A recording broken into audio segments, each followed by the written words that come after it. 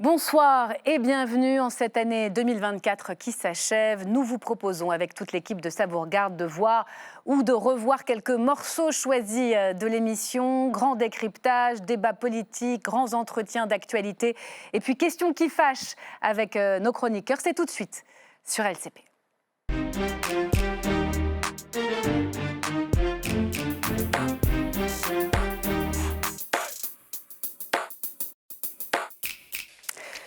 Dysfonctionnement, opacité, faillite morale, des mots qui reviennent sans cesse ces dernières années pour qualifier le système français de l'aide sociale à l'enfance. Alors en cette journée mondiale, on va s'arrêter ce soir sur les enfants placés dans notre pays. Qu'est-ce qui a été fait? Qu'est-ce qu'il faut encore faire? Et le tableau est-il vraiment si noir? Bonsoir Isabelle Santiago, merci d'être là. Députée socialiste du Val-de-Marne, c'est vous la rapporteure de la commission d'enquête sur la protection de l'enfance dont les travaux ont repris depuis la dissolution. Vous avez même fait une audition de Laurence Rossignol, vous en sortez tout juste en direct ce soir. Bonsoir Thomas Larieux. Bonsoir. Bienvenue, responsable du plaidoyer pour le GEPSO. C'est le groupe national des établissements publics sociaux et médico-sociaux. Vous êtes le co-auteur d'un rapport pour la Fondation Jean Jaurès, des enfants à protéger, 70 propositions pour agir vite. Bonsoir Sarah Després. Bonsoir. Bienvenue, avocate spécialisée dans la justice des enfants, ancienne enfant placée vous-même. Enfin, bonsoir Antoine Marvier. Bonsoir. Vous êtes le cofondateur de l'association Les Ombres qui accompagne les jeunes de l'ASE. Avant de vous entendre, mesdames, messieurs, le récap de Bruno Donnet qu'on accueille tout de suite.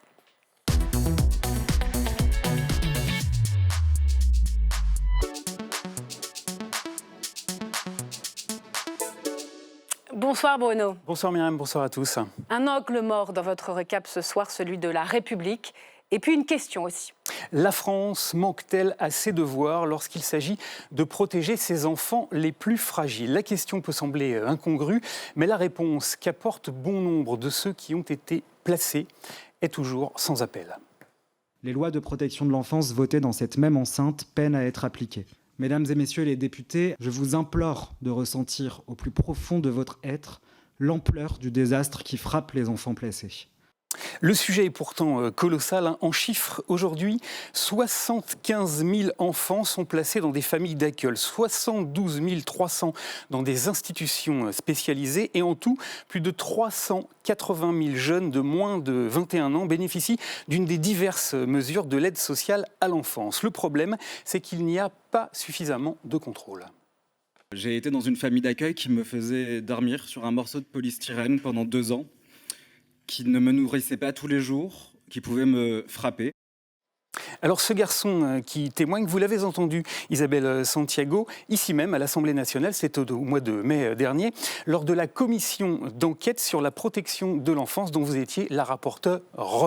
Cette commission s'est interrompue pour cause de dissolution de l'Assemblée nationale, mais les affaires de mauvais traitement, elles, ont continué. Le mois dernier, par exemple, un procès s'est tenu à Châteauroux, au cours duquel 60 victimes ont témoigné des violences souvent insoutenables qu'elles ont subies dans leur famille d'accueil. J'avais vraiment des difficultés à respirer, vraiment. C'était très compliqué. Après, il a baissé mon pantalon. Je l'ai remonté. On ne voyait pas mes parties génitales, heureusement. Après, c'est lui qui a baissé son pantalon et qui m'a uriné dessus. Cette affaire de Châteauroux est accablante car elle a mis en évidence que des familles qui n'étaient agréées par personne et qui n'ont jamais été contrôlées par qui que ce soit ont perçu plus de 630 000 € d'argent public pour maltraiter des mômes âgés de 6 à 12 ans. Alors, entre-temps, il y a une commission d'enquête, ici même, au Palais Bourbon, qui a repris ses travaux. C'est vrai, c'est arrivé le 9 octobre dernier, Myriam. Vous êtes toujours la rapporteure, Isabelle Santiago, de cette commission et vous souhaitez identifier les manquements de l'aide sociale à l'enfance, cibler les défaillances de la gouvernance et faire des recommandations sur les réponses législatives, réglementaires et budgétaires. Alors on vous souhaite bon courage, car pour l'heure, l'opacité la plus totale règne dans le secteur, au point que le syndicat de la magistrature a carrément dénoncé un système qui craque de la coque au pont. Voilà pourquoi, au terme de ce tableau édifiant, une question, Myriam, se pose: faut-il considérer l'État comme un parent défaillant? Merci. Merci beaucoup Bruno Donnet. Ce qui frappe quand on se penche sur ce dossier, évidemment, vous êtes les spécialistes, mais c'est l'opacité. L'opacité de l'aide sociale à l'enfance. Pourquoi est-ce un univers si peu transparent et si mal contrôlé? Isabelle Santiago. Tout d'abord, je pense que, on le voit dans la commission d'enquête, il faut reprendre toujours avec l'historique. L'historique, c'est qu'en fait, pendant très longtemps, c'est une politique publique qui a été invisibilisée. Donc, la protection de l'enfance, il y a une part de déni, on ne veut pas savoir ce qui se passe vraiment parce que c'est insoutenable. Les images, ce que vous venez de dire, c'est insoutenable pour tout à chacun. Et donc, en fait, on se retrouve dans une situation où ces enfants n'ont pas de relais. C'est récent, en fait, qu'ils ont un relais à travers la parole des comités de jeunes issus de la protection de l'enfance. Avant, il n'y avait personne qui portait leur parole, à part ceux qui essayent de se battre, et on est quelques-uns autour de la table à le faire. Mais sinon, c'est une invisibilité des politiques publiques, et donc c'est aussi une des réponses. Vous-même, d'ailleurs, comme législateur, à la tête de cette commission d'enquête, vous êtes heurté à l'accès aux structures. Oui. Vous n'avez pas le droit. Ça veut dire quoi? Ça veut dire que si vous voulez aller dans un foyer de façon inopinée, c'est niet. C'est niet. Et donc ça fera aussi partie des recommandations, en tout cas, que nous allons faire, c'est que les parlementaires puissent évidemment visiter les foyers. Comme c'est le cas pour les prisons, par exemple. Exactement, dans ce modèle-là. À l'inverse, moi je suis une ancienne vice-présidente du département du Val-de-Marne, chargée de la protection de l'enfance pendant 12 ans, sur 2 mandats de conseillère départementale. Et en fait, à chaque fois qu'un parlementaire, mais c'est arrivé une seule fois en 12 ans, qu'on me demande de visiter un foyer, et j'ai toujours donné un accord. Donc oui, en fait, c'est possible. Il faut dire que c'est possible. Et mais quand il y a personne toutes les structures ne sont pas fermées. Non. Je vais faire circuler la parole, mais vous avez fait un déplacement important, je crois, dans le Puy-de-Dôme, dans une pouponnière. Et vous avez parlé de faillite morale collective. Oui. Qu'avez-vous découvert? L'innommable. En fait, le sureffectif, on sait qu'actuellement, la France a le plus haut taux de placement des enfants en bas âge, et entre 0 et 6 ans, mais dans les pouponnières, ils ont entre 0 et 3 ans, donc quelques jours. Et du sureffectif, ça veut dire une pouponnière, par exemple, de 25 places, vous avez 45 enfants. Donc il y a un moment, on est sur un décret qui régit, et c'est le seul décret qui régit l'organisation du nombre de personnes. C'est un décret qui date de Simone Veil, qui avait fait un plan pouponnière à l'époque, il date de 1974, et pour que chacun comprenne, eh bien, même en sureffectif, on est avec un décret qui concerne un ratio de un adulte pour 6 enfants le jour, un adulte pour 30 la nuit. On parle bien de bébés. Ce décret, et autant vous dire que je suis même choquée, en fait, que tous ceux qui ont pignon sur rue en protection de l'enfance et depuis des décennies ne se sont pas posé la question que ce ratio autour des besoins fondamentaux de l'enfant, il n'était pas au rendez-vous. On va venir sur la question des effectifs, de la formation des professionnels de l'aide sociale à l'enfance. Sarah Després, sur les contrôles, alors c'est le département qui a la charge de délivrer d'abord les agréments et puis de financer aussi les structures, aussi bien ceux qui y travaillent, et puis les moyens qui sont mis à disposition de soit les foyers, soit les familles d'accueil. D'abord, pourquoi les conseillers généraux ne suivent pas concrètement ce qui se passe chez eux, alors que c'est eux qui, au fond, peuvent être contrôleurs, puisque c'est eux qui financent, ou pas? Il me semble qu'il convient de rappeler tout d'abord qu'en 1983, les départements ont obtenu cette compétence de la protection de l'enfance. Toutefois, à cette compétence s'ajoute celle des personnes de l'ensemble des publics vulnérables. Finalement, ce qui est difficile aujourd'hui pour le personnel des conseils départementaux, c'est avant tout de pouvoir gérer l'ensemble de ces compétences, puisque la multiplication des compétences n'a pas été suivie par une multiplication des moyens en conséquence. Donc, pouvoir contrôler des foyers ou plus globalement des institutions collectives dans lesquelles vont être placés des enfants, c'est avant tout avoir le personnel suffisant. Donc ils n'ont pas les moyens de le faire. Ça n'est pas une volonté d'opacité Alors il peut y avoir en filigrane en effet cette opacité, puisque la question de l'indépendance des contrôles doit être posée. Oui. Aujourd'hui, si j'établis un parallèle avec des contrôles sanitaires, par exemple aujourd'hui, si vous possédez un restaurant, il y a une compétence spécifique et indépendante de brigade sanitaire, pour simplifier les termes, qui va procéder au contrôle du restaurant pour vérifier si vous appliquez les normes Pour vous, le sanitaires département est applicables. juge et partie d'une certaine façon. Absolument. Et on parlait tout à l'heure finalement des compétences du CGLPL. Et Oula, je pense pas trop de sigles. du contrôleur général des lieux de privation de liberté. Ouais. Où finalement on a aujourd'hui ouvert la porte aux établissements pénitentiaires, mais plus récemment aux locaux de garde à vue. Eh bien, il me semble que c'est important que les parlementaires, notamment Madame Isabelle Santiago, puissent contrôler et vérifier la bonne application du droit aujourd'hui. Donc, une proposition, faire en sorte que les contrôleurs soient indépendants. Dernière question, Absolument. comment, très concrètement, je suis une jeune mineure, une jeune enfant dans un foyer, je suis maltraitée. Très concrètement, vers qui je me tourne? À mon sens, 2 relais essentiels peuvent être mobilisés. D'une part, le personnel scolaire, puisqu'il s'agit d'un personnel accessible aux enfants, indépendant de la cellule familiale d'origine ou la cellule familiale recomposée s'il s'agit d'une famille d'accueil. Par ailleurs, à l'école, l'infirmière. Absolument, ou le professeur principal, le professeur en qui on peut avoir confiance. D'autre part, on va avoir également le personnel médical, qui va être un relais, notamment pour la prévention de toute forme de maltraitance infantile. Déjà, vous dites pas au sein du foyer. Non. Il faut sortir de ça. Absolument. Ça veut dire déjà pas mal de choses. Thomas Larieux, le cas extrême, c'est Châteauroux. Là, c'est très, très particulier. C'est peut-être pas exactement la réalité de tout un pays. Pardon, je me trompe. Oui, c'est pas grave, Excusez-moi. pas de souci. Le Châteauroux, c'est quoi? C'est l'arbre qui cache la forêt pour vous, ou il faut pas généraliser? Parce que ce qui est très impressionnant, au-delà des sévices sexuels, au-delà voilà, il y a eu des enfants qui ont eu du Valium de façon forcée, qui ont travaillé de façon forcée. C'est les enfants qui sont allés dire ce qui s'est passé. C'est pas l'État qui a réagi. Mais bien sûr, mais alors tout d'abord, je pense qu'on est tous d'accord autour de ce plateau pour dire que chaque dysfonctionnement, chaque scandale est vraiment un drame. Et aujourd'hui, c'est collectivement, en tant que société, que quand la protection de l'enfance est incapable de venir protéger les enfants qui sont sous sa responsabilité, c'est que collectivement, on n'y arrive plus aujourd'hui. Alors c'est la commission d'enquête qui pourra rendre ses travaux, notre rapport dont vous avez mentionné le nom tout à l'heure le fait aussi. Cependant, moi, je mettrais un peu de nuance. Parce qu'il ne faudrait pas non plus penser, et c'est malheureusement un peu le cas avec la régularité, voilà, les scandales existent et on ne peut pas les nier. Et nous, c'est très important qu'on puisse aussi utiliser ces moments-là pour continuer d'alerter les pouvoirs publics, les politiques, pour leur dire, on vous l'avait dit, il y a des manques de moyens, il y a des professionnels qui sont en difficulté, il faut remettre la machine en marche de manière positive. Mais c'est aussi important de souligner qu'il y a des brebis égarées, mais il y a aussi sur le terrain de très très nombreux professionnels qui, quand ils ont affaire à des scandales de ce type, ont du mal après à se regarder dans la glace, alors que sur le terrain, eux, ils donnent leur maximum, ils sont dévoués. C'est important aussi de souligner que oui, il y a beaucoup de choses à changer. Nous, on le défend et on a fait un rapport avec 70 propositions sur le sujet. Sur la question des contrôles, vous êtes d'accord avec l'idée de dissocier?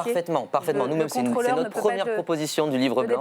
La première proposition, c'est déjà de dire que l'État doit faire respecter la loi et qu'il y a surtout une nécessité que l'État réinvestisse ses compétences régaliennes en matière de contrôle. Il faut faire des contrôles inopinés, il faut réfléchir aussi à développer plus d'éléments. Ça, c'est un point important, mais il faut aussi dire et le redire très clairement, sur le terrain, il y a des professionnels qui encore aujourd'hui tiennent... C'est important de le rappeler, vous avez raison, le Val-de-Marne, manifestement, ça marche.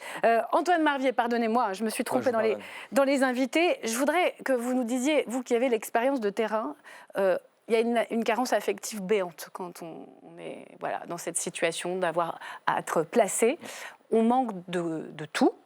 Est-ce que ça veut dire qu'on a plus de chances d'avoir des problèmes psychiques, d'être déscolarisé? Qu'est-ce que ça veut dire très concrètement? Est-ce qu'il y a un profil qu'on retrouve invariablement chez les enfants placés? Il y a autant de profils qu'il y a d'enfants. C'est des vies. De la même manière qu'il y a autant de politiques, pour moi, la protection de l'enfance, qu'il y a départements, voire de foyers, et c'est toute la complexité. Et pareil, je reviens à ce que dit Thomas, je pense que c'est extrêmement important. Il y a des faits divers, des dysfonctionnements. Nous, sur le terrain, on voit tous les jours l'innommable, on voit tous les jours des gens qui font un travail qui est fou, presque parfois sacrificiel, avec un manque de moyens qui est criant et un manque de cadre juridique et un abandon total de l'État. Mais en revanche, moi, les éducateurs spécialisés, les directeurs de foyers, de centres d'accueil familiaux, de centres de jour, j'ai vu pour le moment que des gens absolument formidables et qui ont un courage, non mais il faut quand même le dire, mais oui, mais je vous en prie, vous êtes là pour ça. Tous les matins avec les moyens qu'on leur donne. Et maintenant, peut-être sur les propositions, parce que c'est ça, comment on avance. Il me semble que c'est un amendement que vous aviez proposé dans la loi qu'on appelle Taquet de février 22, qui est le fait de prolonger systématiquement l'accompagnement jusqu'à 21 ans avec le fameux contrat jeune majeur, qui est le cadre dans lequel on accompagnera un jeune jusqu'à 21 ans. Alors expliquez-nous, parce que ça, c'est la sortie du cadre pour éviter les de sorties l'aide dites sociale sèches à 18 ans, le jour de votre anniversaire, être mis à la porte d'un foyer, ce qui explique pourquoi il y a une telle proportion d'anciens de l'ASE parmi les sans domicile fixe. C'est un cadre d'accompagnement par l'aide sociale à l'enfance jusqu'à 21 ans, pour dire les choses le plus simplement possible. Et évidemment, c'est fou que ça ne soit arrivé qu'en 2022. On a inscrit dans la loi, encore une fois, c'est une évidence, qu'il faudrait que ce soit systématique.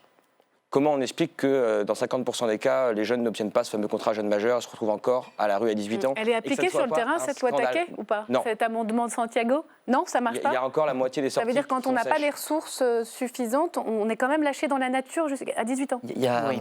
Mais pas que. Il y a aussi, on avait inscrit le droit au retour. Parce qu'en fait, un jeune qui a fait un parcours en protection de l'enfance peut avoir envie de sortir. Et qu'à 18 ans, il ne rentre pas dans ce dispositif qui lui est proposé. Donc ça, il y a ceux qui... Et c'est pour ça que le droit au retour était important. C'est qu'à 18 ans, il ne participe pas à ce projet. Mais par contre, s'il a besoin, il revient. Et ça ne marche pas pour plusieurs raisons. Parce qu'en fait, déjà, il y a un effort. La loi est récente, tout d'abord. On s'inscrit sur la protection de l'enfance sur le temps long. La loi de 2007, la loi de 2016, la loi de 2022, elles ont toutes été votées sans budget. Donc c'est bien de voter Moi, je suis un législateur, mais s'il n'y a pas les budgets, il y a un problème d'application de la loi et on est dans un écosystème tellement et alors, important. on va réduire les dépenses des collectivités, ça ne va pas aider. Au dernier kilomètre, en fait, il faut beaucoup de travail et ça s'inscrit dans le temps long. Donc c'est un écosystème qui est difficile à faire fonctionner. Aujourd'hui, tout le monde ne rentre pas dans ce dispositif. Pour certains, c'est par choix. D'autres, parce qu'ils ne rentrent pas dans le process qu'on leur propose. C'est-à-dire qu'ils doivent être motivés sur un projet scolaire, de formation professionnelle ou d'études supérieures. La difficulté, c'est que vous avez des jeunes qui ne sont pas très bien et qui ont des difficultés avec, je ne sais pas, des problématiques de type d'addiction ou autre. Et ces problèmes-là, qui peuvent être liés bien évidemment aux carences éducatives, on a le droit à l'erreur, on a le droit de se tromper, on a le droit d'ailleurs de ne pas aller bien. Et si on ne va pas bien, au contraire, on n'est pas disposé à rentrer dans un cursus très motivant. Et en plus, il faut rajouter que ces jeunes-là, on leur demande de le renouveler tous les 3 mois. Alors, je voudrais qu'on parle... C'est quand même extrêmement complexe et je pense qu'il y a beaucoup qui lâchent. Donc, on peut mieux faire dans l'application. Moyen et puis un peu moins de bureaucratie. Oui. Alors, une fois placés en famille d'accueil, que se passe-t-il? On y vient, les professionnels de l'ASE, dont on redit qu'ils ne sont pas tous à montrer du doigt. Loin de là. Important, ça. Anne-Lise est une petite fille de 17 mois. Après 5 mois passés en pouponnière, elle change de bras et découvre sa famille d'accueil. Regardez, c'est un extrait du documentaire LCP Bébé placé, la vie devant eux, tourné dans le Val-de-Marne, dans votre circonscription. Regardez. Coucou. Bonjour. Toi, c'est Tata. Je suis venue te voir, c'est ton premier jour aujourd'hui. C'est comme je disais, progressivement, tu vas apprendre à connaître Tata. Pour finir, aller avec chez elle, mais pas tout de suite, dans plusieurs dodos. Regarde, il y a des jeux là-bas. Tu viens avec moi parce que moi je rentre. Moi je rentre.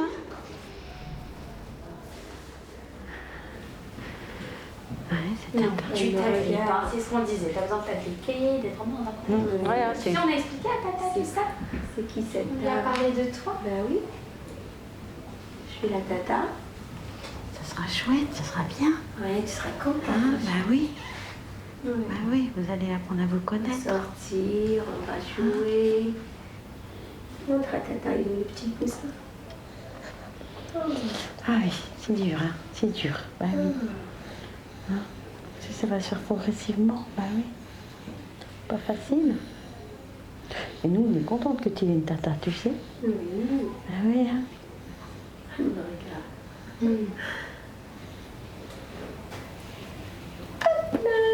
Allez, là. Tiens, lance ballon. Avec tes poings. Allez.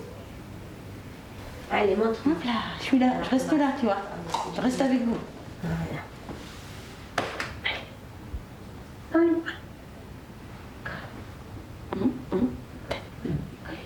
Viens, viens. Viens, tu fais câlin. Viens. Oh, c'est mignon. C'est très bien. Voilà, c'est le moment crucial d'un passage affectif à un autre. Sarah Després, vous-même, vous êtes une enfant placée. Vous n'avez pas le terme, je crois. Non, absolument, puisqu'on place des meubles, mais on confie des enfants plutôt. Et je pense qu'il est beaucoup plus opportun d'utiliser le terme confier aussi pour se rappeler que l'État a sous ses auspices la bonne protection de ses enfants avant tout vulnérables. Et comme on le voit dans le reportage dans le Val-de-Marne, comment on dit le mot, on vous a confié, je cherche le nom du mot confié, c'est bien passé. Alors j'étais également issue du Val-de-Marne, je pense que ce département est particulièrement modèle. représenté. Il est modèle à certains égards, notamment d'un point de vue politique et d'un autre point de vue également budgétaire, qui est l'un des départements qui soutient le plus la protection de l'enfance, malgré évidemment des budgets qui ne sont pas suffisants. Vous êtes avocate. Oui. Et en regardant un peu le dossier, je me rends compte que le parent biologique maltraitant a une place très importante dans le système judiciaire des droits. Alors il y a deux choses quelle place qu'on vient de il a distinguer. précisément? Le parent maltraitant, il y a deux procédures qui vont s'ouvrir d'une certaine manière. Vous avez en premier lieu la procédure devant le juge des enfants, qui va donc statuer sur l'opportunité ou non d'un placement de l'enfant, on dit encore placement, malheureusement au niveau juridique, mais d'un placement de l'enfant auprès de l'aide sociale à l'enfance. Et on a en second lieu cette procédure pénale, si il advient que des agissements susceptibles, notamment de revêtir la qualification de violence volontaire aggravée par la circonstance, qu'elles sont commises sur l'enfant dont il est le père ou la mère. Donc vous voyez, il y a ces deux procédures-là qui vont être finalement assez indépendantes, oui, comme des droits de parallèle. Mais est-ce que le parent biologique, qui a forcément une place, et le juge le rappelle régulièrement, l'enfant doit souvent d'ailleurs le rencontrer, ça peut être un obstacle à un déménagement de la famille d'accueil. Est-ce que c'est une difficulté, par exemple dans votre cas, qu'on vous ramène à lui ou pas?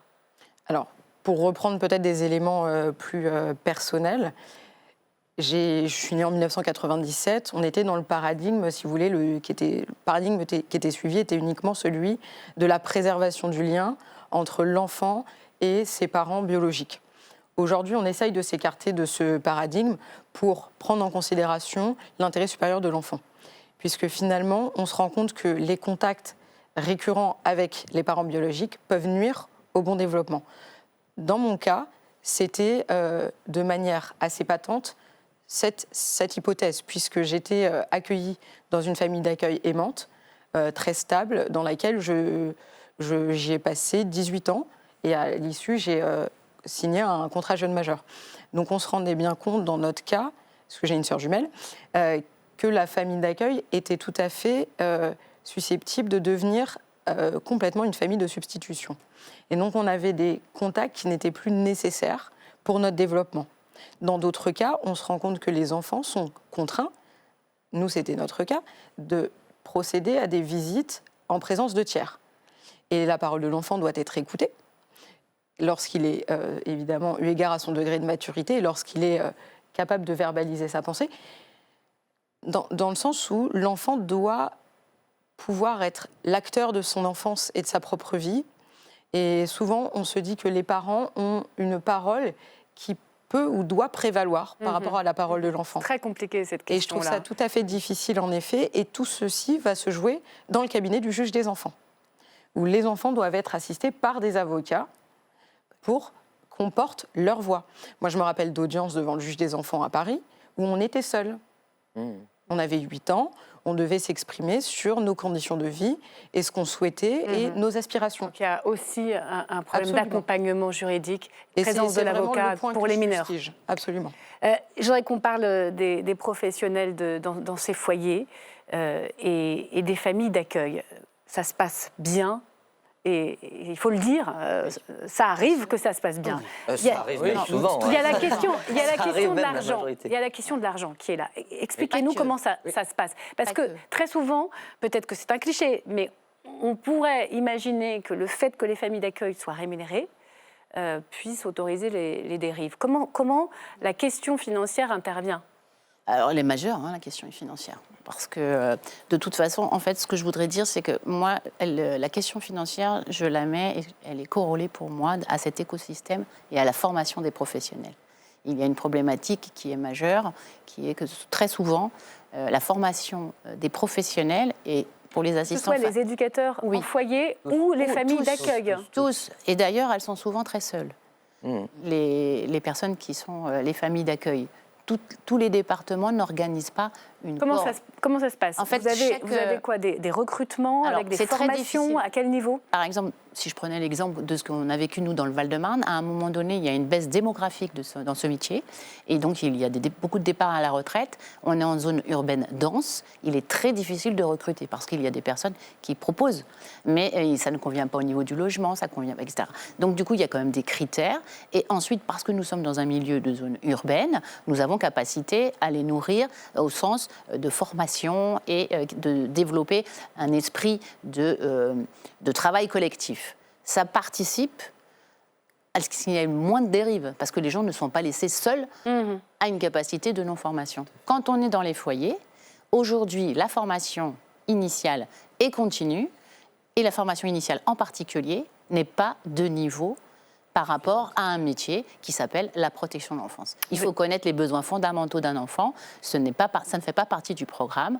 En gros, peut-être juste dire très rapidement que quand on est éducateur spécialisé, et avec tout le respect que je porte à ces personnels, on peut travailler dans le handicap, on peut travailler auprès des personnes âgées, on peut être assistant social dans un cadre de bureau, et on peut être à la protection de l'enfance. C'est juste pas le même métier.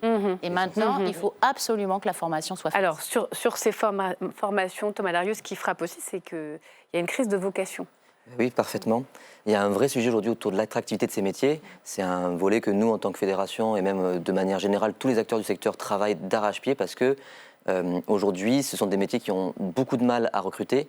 On estime qu'il y a à peu près 30 000 postes manquants, enfin 30 000 professionnels manquants, donc à peu près un poste sur 10 qui sont vacants aujourd'hui en protection de l'enfance. Vous avez des gros sujets autour des taux d'encadrement, du coup, à la fois des professionnels par des référents ASE. On parlait de l'isolement des assistants familiaux. C'est un vrai sujet. Un assistant familial, quand il est tout seul et qu'il voit une fois tous les 3 mois, une fois tous les 6 mois, le référent ASE avec qui il peut dialoguer, discuter, expliquer sa situation, ça vient miner l'attractivité de ces métiers quand c'est le cas. Et dans les structures collectives, la question des taux d'encadrement et des normes, parce que je rejoins parfaitement le sujet qui vient d'être dit, il faut des professionnels formés. Je prends la métaphore qu'une des co-autrices du rapport a pu utiliser en délégation des droits de l'enfant. Ça choquerait tout le monde que demain, pour un enfant qui est atteint d'une tumeur cérébrale, on fasse intervenir un médecin généraliste. En protection de l'enfance, de par le manque de professionnels, c'est de plus en plus le cas. Il y a de plus en plus de professionnels qui ne sont pas formés, qui n'ont pas de diplôme et qui ne sont pas compétents et qui viennent faire ce qu'ils peuvent avec les connaissances cliniques qu'ils peuvent avoir. Donc il y a un vrai sujet aujourd'hui pour à la fois mettre les moyens pour assurer la présence de professionnels en face des enfants et aussi d'avoir des professionnels de l'ASE qui viennent soutenir les assistants familiaux qui sont au contact au quotidien. C'est ça qui est très important, en sachant que la formation, elle va de pair aussi avec toutes les nouvelles dynamiques en cours aujourd'hui, notamment la parole des premiers concernés. Il y a toute une logique de faire avec et de développer ce qu'on appelle la démarche de co-construction, qui doit devenir aujourd'hui de plus en plus prégnant et qu'il faut travailler dans les formations. Antoine Marvier, comment on le rend plus attractif, ce métier de la protection de l'enfance? Il faut revenir sur la question financière, parce qu'on est un monde où on marche sur la tête. Vous demandez tout à l'heure... Finalement, c'est quoi la différence statistique d'être un enfant confié? C'est une espérance de vie très fortement diminuée. C'est un quart des SDF qui sont passés par l'ASE. C'est 70% de ces jeunes, ça on le voit beaucoup sur notre problématique, qui sortent sans aucun diplôme, pas même le brevet. Mais tout ça, si la société pense les choses même très froidement, c'est un coût énorme. Non, mais je ne comprends pas, pour citer encore un exemple médical, quand on a compris que le tabac, ça faisait des cancers, que les cancers, ça tue, et que finalement, ça coûte cher à la sécurité sociale. Donc c'est dans l'intérêt financier de l'État de s'en occuper. Mais oui, prévenir, guérir. Et en fait, même si on est très froid, parce qu'on nous sort des calculs financiers, mais financièrement, on marche sur la tête. Moi, je ne viens pas de l'univers socio-éducatif, je ne viens pas de l'univers politique, je ne viens pas de l'univers du droit. Moi, je viens de l'univers du privé, de la société civile, de la finance, pour être précis. Mais justement, moi, je peux dire les yeux dans les yeux que le calcul financier est complètement débile et absurde. C'est-à-dire que même de ce point de vue-là, il n'y a pas d'argument de dire en mettant c'est le un peu temps, plus de moyens, beaucoup plus de moyens, tout de il y aurait suite, énormément l'État de gagnera résultats de l'argent. et ça se à la fait fin. assez vite. Ouais. Isabelle Santiago. Oui, je dis souvent qu'investir sur l'enfance, c'est investir l'avenir. Je l'ai dit l'autre jour en séance, et ça a surpris beaucoup de monde. En fait, j'ai des amendements que j'avais déposés qui n'ont pas été pris dans le PLFSS. Et donc, du coup, justement, pour travailler sur ces sujets de la protection de l'enfance. Et quand je dis ça, c'est qu'en fait, investir, le chiffre, on le connaît. Céline Gréco a été auditionnée dans le cadre de la commission d'enquête. Très clairement, c'est public. L'étude de Lancet, ça coûte 38 milliards de dollars chaque année à la France de ne pas avoir investi sur les enfants au niveau de la santé, ce qui amène des pathologies de type diabète, cancer, ça peut être dépression, etc., addiction et tout. Donc, et 20 ans de vie en moins au potentiel des maladies qu'ils peuvent avoir. Donc, voilà. Et 30 milliards juste sur la santé. Oui, c'est pour ça que j'ai précisé. Pour un Donc, budget vous avez dit de beaucoup de 9 choses. milliards Le débat s'achève, touche à sa fin. On a parlé formation, on a parlé contrôle. Lies Loufoque, qui était dans le récap de Bruno Donnet, qui aussi est devenu le visage des victimes du placement des enfants en foyer, dit qu'il faut tout repenser et sortir complètement la gouvernance, c'est-à-dire sortir complètement le département de la compétence protection de l'enfance. Non, je ne partage pas. Vous n'êtes pas d'accord? Pas du tout. Donc, on change les choses, mais on garde. L'État doit reprendre sa place, c'est ça. En fait, l'État doit reprendre. Aux côtés des départements, d'ailleurs, c'est indiqué dans la loi d'Adrien Taquet, c'est une coordination, mais l'État, concrètement, c'est éducation nationale, c'est santé, c'est justice, aux côtés des départements et avec des moyens. Pardonner les moyens, parce que c'est ça le vrai sujet, l'argent. Rendez-vous pour la remise de rapport, Madame Santiago. Plaisir. Je compte sur vous. Merci à vous. Merci d'avoir été parmi nous sur LCP. Si on vous invite, Noémie et Gérard Egenès, c'est pour nous raconter un calvaire, celui de votre famille, confrontée à l'enfer du harcèlement scolaire. Un récit à 3 voix, à commencer par la vôtre, Noémie. Cible d'une rumeur circulant dans les couloirs du collège à propos d'une vidéo montrant une jeune fille nue. Votre nom y est associé, à tort, et les insultes fusent. Le début d'une spirale infernale, condamnée à croiser vos bourreaux chaque jour qui vivent en toute impunité, de plus en plus isolés, épuisés mentalement.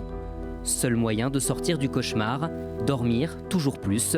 Vous commencez à déserter le collège, votre corps vous lâche, mal au dos, au ventre, 5 kilos de perdu. Alerte rouge, vous abandonnez votre passion, le cheval, jusqu'à cette phrase qui terrifie votre mère. Elle m'a dit sur un ton très doux « Je veux juste que tout s'arrête ».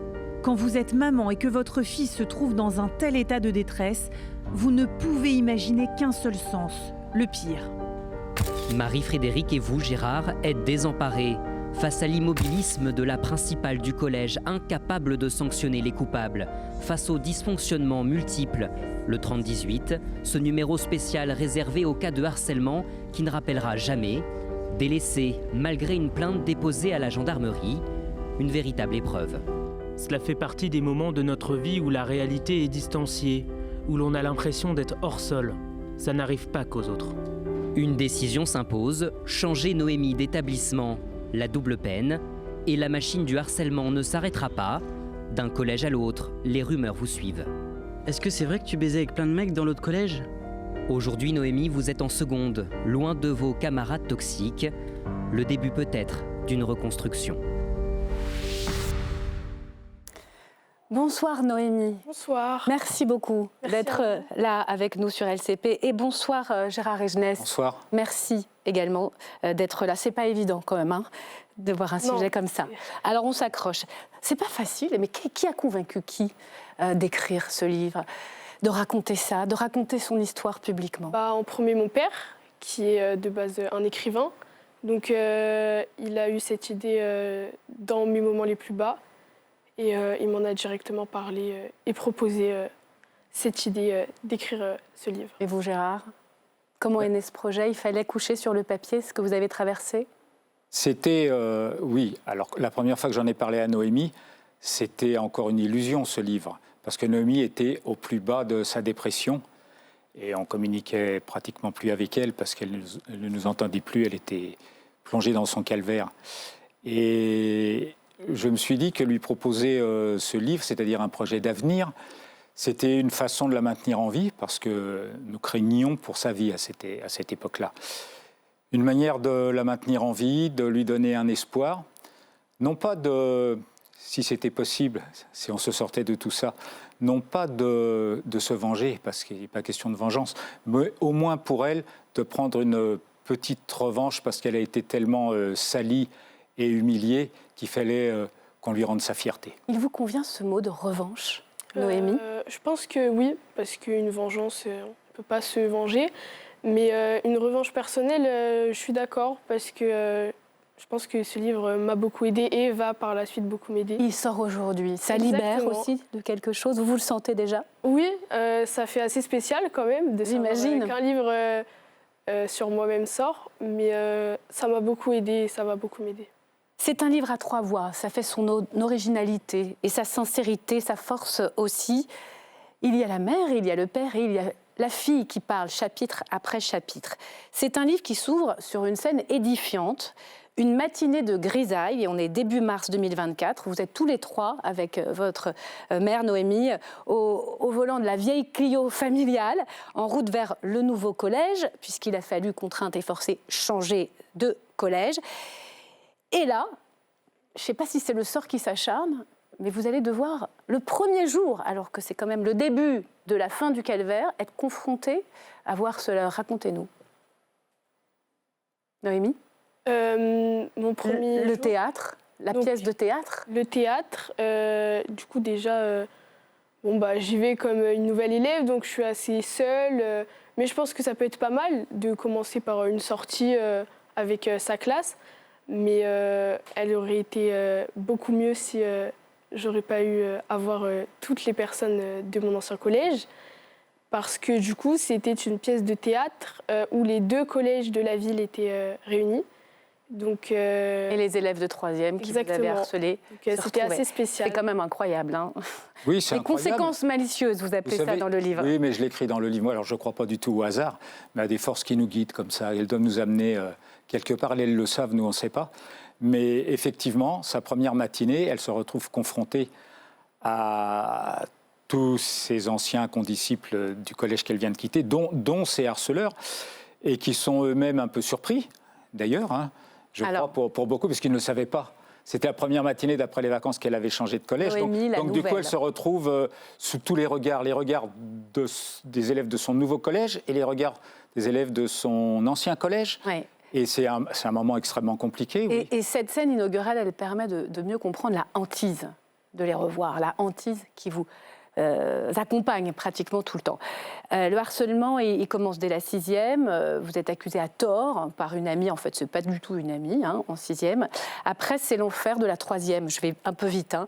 En début d'année, il y a cette vidéo, on le voyait dans le sujet, une femme nue. Ça n'est évidemment pas vous, mais il y a celui que vous nommez Arthur, Gérard Regenès, dans ce livre, qui va diffuser cette vidéo. Le poison de la rumeur se diffuse et vous êtes sali. Vous êtes d'abord terriblement gêné. Vous vous tournez vers qui au tout début? Parce que ce n'est pas tout de suite vers les parents que vous allez. Alors, du coup, non, au début, je ne me tourne absolument pas par mes parents parce que... C'était pas possible de le faire? C'est compliqué et je pense encore aujourd'hui que si quelqu'un ne m'aurait pas aidé, j'en aurais jamais parlé à mes parents. Parce que, comme vous le dites, il y a un sentiment de gêne, de honte, etc. De honte aussi? Et oui, totalement. Et du coup, une des premières personnes informées, du coup, ça a été mon amie, qui a elle-même aussi été harcelée. Donc, celle qu'on appelle Alice? Oui, du coup, on essayait de se battre toutes les 2. Et la CPE a très vite été mise au courant. Voilà, alors c'est vrai qu'elle fait le boulot. Il y a une surveillante qui repère votre détresse et la CPE qui va vous conduire à appeler le 3018. Ça, c'est quand même assez aussi édifiant. Parce qu'encore aujourd'hui, j'entendais en cette journée nationale vanter les mérites de ce numéro. Gérard, il n'a pas été utile, il n'a servi à rien. Oui, voilà. Alors, il faut faire très attention. Je ne voudrais pas que notre cas particulier soit confondu avec le cas général. C'est-à-dire que dans le harcèlement de Noémie, rien de ce qui aurait dû être fait n'a été fait par les gens qui avaient pouvoir d'agir. évidemment. La CPE, elle n'a pas de pouvoir. Une proviseure, une responsable d'établissement, elle a un pouvoir.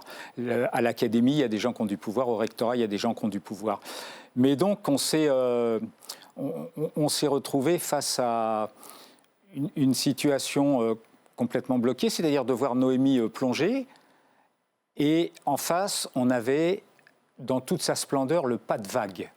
Le célèbre pas de vague. C'est exactement ce qui nous est arrivé. Tout a été fait à l'envers du début à la fin. Alors, le 30-18 n'est pas véritablement une aide, et les autres parents d'élèves non plus. Non, alors les autres parents, ils sont au courant ou pas au courant. Pour nous c'est difficile, on n'avait pas de contact avec les autres parents. Ce qui est sûr, en revanche, le 30-18, on l'a tout de suite fait. Noémie l'a fait. Et puis plus rien. Dans toutes les directives qu'ont les gens du 30-18, il faut, dans les 48 heures, alerter l'académie. Quand une proviseure, une principale d'établissement, de collège, apprend un cas avéré, bien sûr, de harcèlement, elle doit, dans les 48 heures, prévenir l'académie. Gérard, vous n'avez rien vu venir, honnêtement ? Il y a aussi ces très jolies pages dans ce livre où vous dites qu'au fond, depuis longtemps, depuis des années, votre fille vous met un peu à distance, elle parle davantage avec sa maman. Vous tombez des nues quand vous comprenez ce qui se passe ? Mais c'est-à-dire qu'on a l'impression que ce n'est pas à nous que ça arrive, c'est une histoire qu'on lit dans le journal. Et en fait, c'est votre propre histoire. Bien sûr, avec Noémie, voilà, faut le dire, entre Noémie et moi, ça a toujours été un petit peu compliqué. La relation, elle a un caractère très fort. Et moi, je suis un vieux papa. Déjà. Vous voyez, nous avons 58 ans d'écart, imaginez-vous. Mais ce n'est pas comme au XIIIe, au XIVe siècle, 58 ans d'écart. Vous voyez d'où je viens ? Je viens du milieu du XXe siècle. Ça n'a rien à voir avec aujourd'hui. Donc, on n'est pas du même monde. Et toute petite, déjà au début de l'école primaire, les élèves qui étaient avec elle, se moquaient un petit peu d'elle parce qu'au début, ils pensaient que c'était son papy qui venait la chercher. Vous le racontez avec beaucoup de sincérité. Mais on sent que ce texte vous a beaucoup rapproché, non ? Bien sûr. Noémie, il faut expliquer aussi la plainte. Parce que c'est intéressant de voir qu'à aucun moment vous n'avez hésité à dénoncer. Vous étiez d'accord tout de suite pour aller porter plainte. C'était une épreuve d'aller à la gendarmerie. Vous y êtes allés d'ailleurs tous les deux, sans avoir forcément les mêmes éléments. Non. Comment ça s'est passé ? Alors, du coup, il faut savoir que quand mon père m'a proposé, j'ai tout de suite dit oui. Parce que... on était donc au début de l'histoire, mais je trouvais ça déjà important.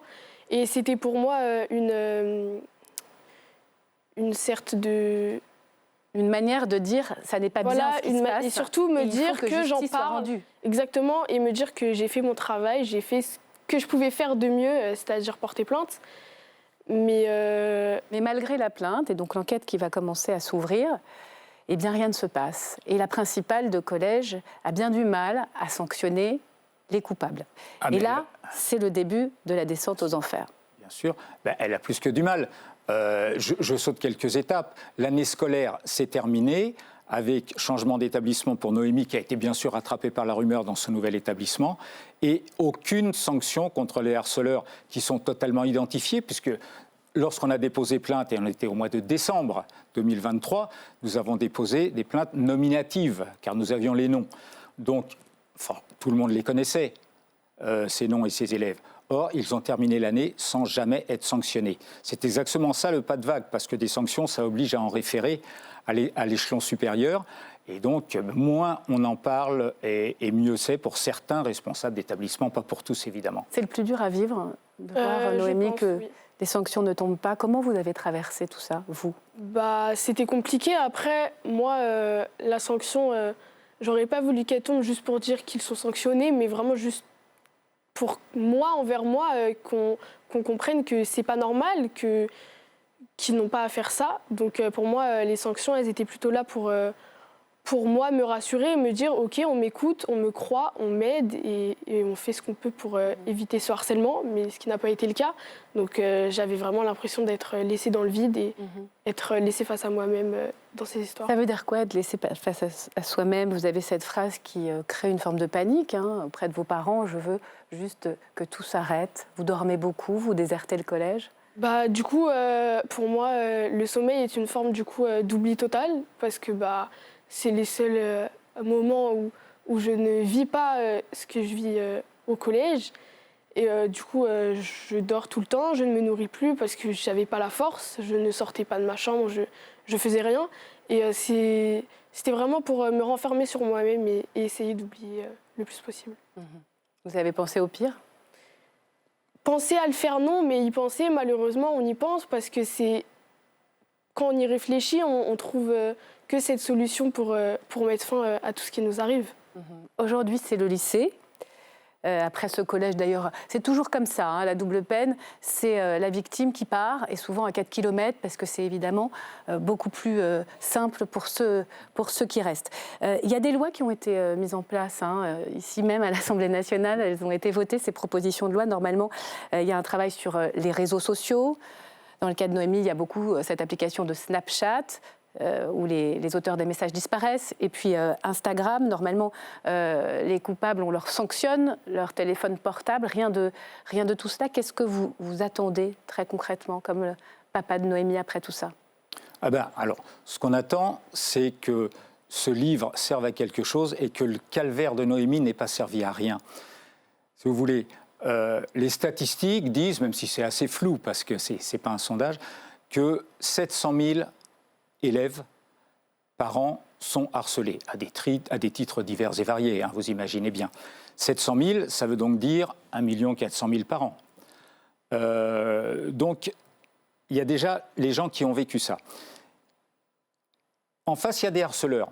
C'est un phénomène de meute, de bande. Et donc, il y a 5-6 personnes au moins à chaque fois. 5-6 personnes par rapport à 700 000 harcelés, on est quand même à 7 millions de parents de harceleurs en France, de CM1 ou CE2 jusqu'à la terminale. Mais ce n'est pas facile non plus d'être parent de harceleurs. Et à un moment, quand on est sorti... Vous rencontrez oui, les parents d'Arthur. Oui, mais là, bon, j'ai été amené à rencontrer la mère d'un harceleur à la demande de la principale du collège, qui ne demandait jamais des nouvelles de Noémie, d'ailleurs, quand on la voyait. On la voyait assez rarement. De toute façon, elle ne nous a jamais téléphoné pour parler de cette affaire. Et avec en permanence ce soupçon de savoir si oui ou non c'est Noémie sur cette vidéo, ce qui rend insupportable voilà. encore plus. Et donc cette personne croyait encore, cette mère d'élève, que c'était Noémie sur la vidéo, vous voyez. Ma dernière question, elle est pour vous, Noémie. Le titre, c'est Noémie est en vie. Est-ce qu'elle va bien aujourd'hui?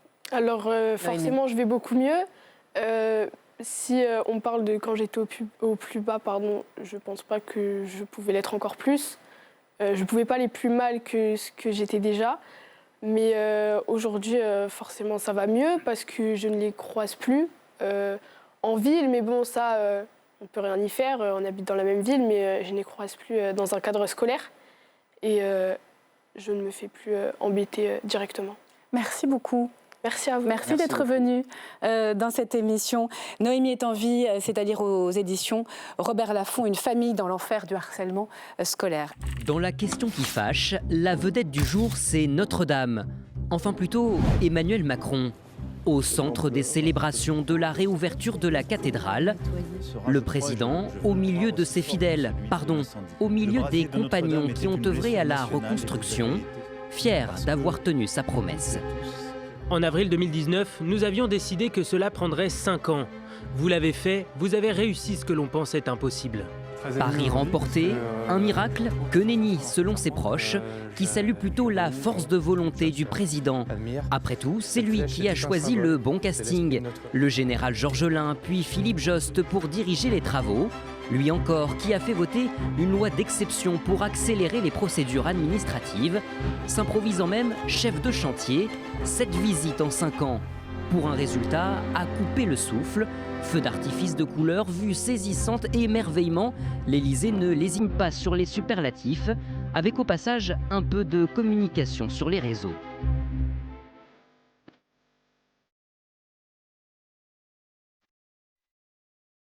L'Élysée qui prévoit une inauguration XXL le week-end prochain. Des dirigeants du monde entier, une messe à laquelle assistera le président et une nouvelle prise de parole sur le parvis de la cathédrale. Espère-t-il en tirer profit? C'est notre question qui fâche. Emmanuel Macron en fait-il trop? On commence avec Bertrand Perrier. Oui, il y a deux dimensions, je crois. Il y a une dimension patrimoniale et une dimension religieuse. Dans la dimension religieuse, on a souvent dit qu'Emmanuel Macron en faisait trop. Souvenez-vous, au tout début de son quinquennat premier, en 2018, il avait fait ce fameux discours aux Bernardins devant la conférence des évêques où il avait dit qu'il fallait réparer le lien entre l'État et l'Église qui avait, je cite, été abîmé. Et on avait considéré que c'était très fort et qu'il y avait une sorte d'atteinte à la laïcité de la part de quelqu'un qui a un rapport au religieux qui est tout à fait particulier. Emmanuel Macron a demandé le baptême à l'âge de 12 ans. Aujourd'hui, il dit qu'il est agnostique, mais c'est quelque chose avec lequel il a un lien très fort, la religion.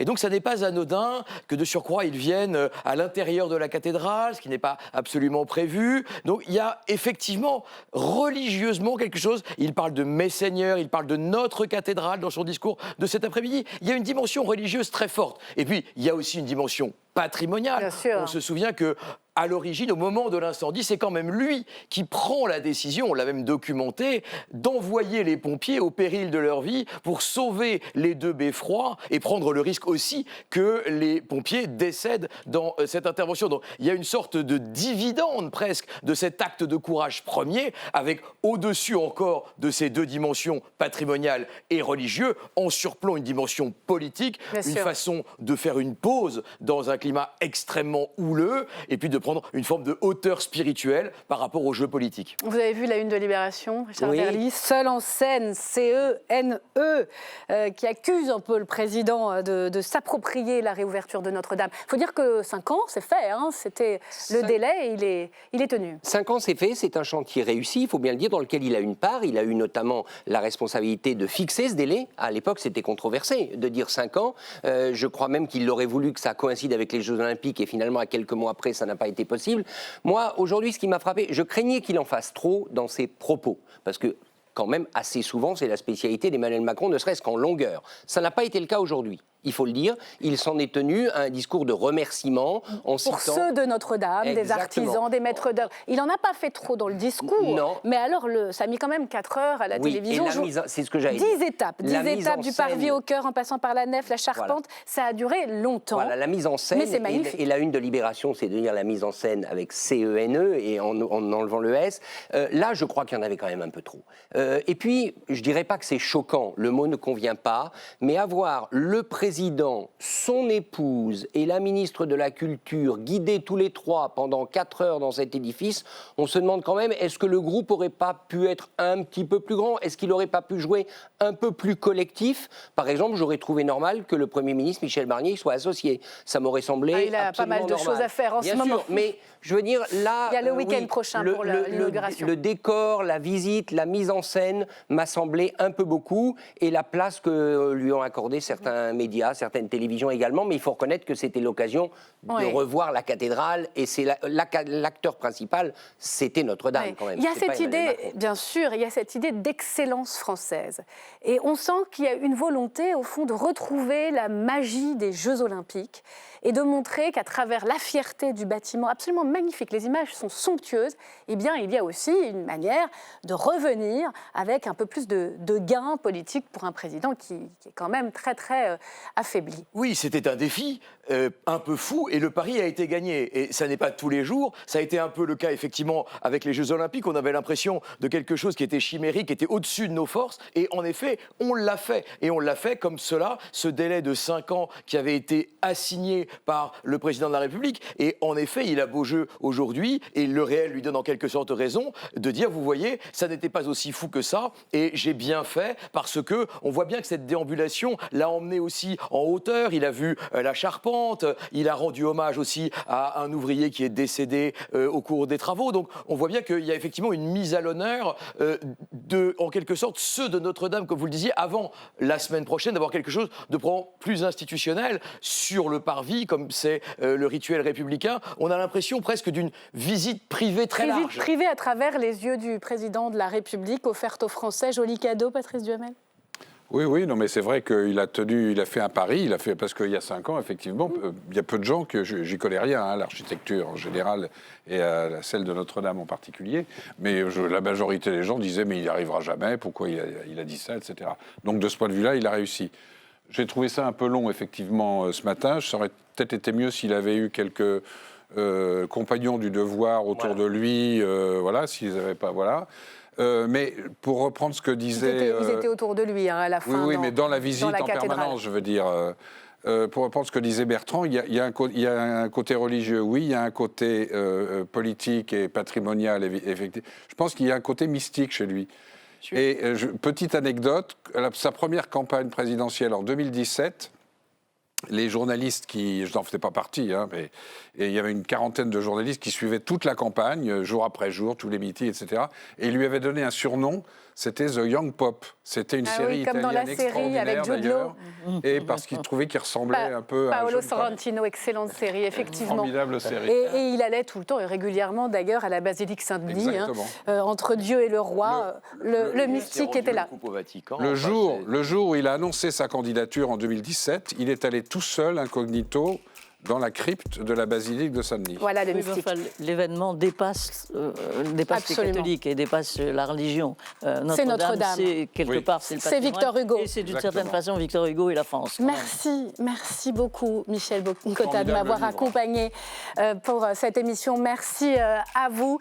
Plongez dans ce livre, le 2e tome des Mémoires de la 5e de Michel Cotta. François Mitterrand, Jacques Chirac, les derniers grands, c'est-à-dire chez Plon. C'est le week-end, profitez bien. À la semaine prochaine.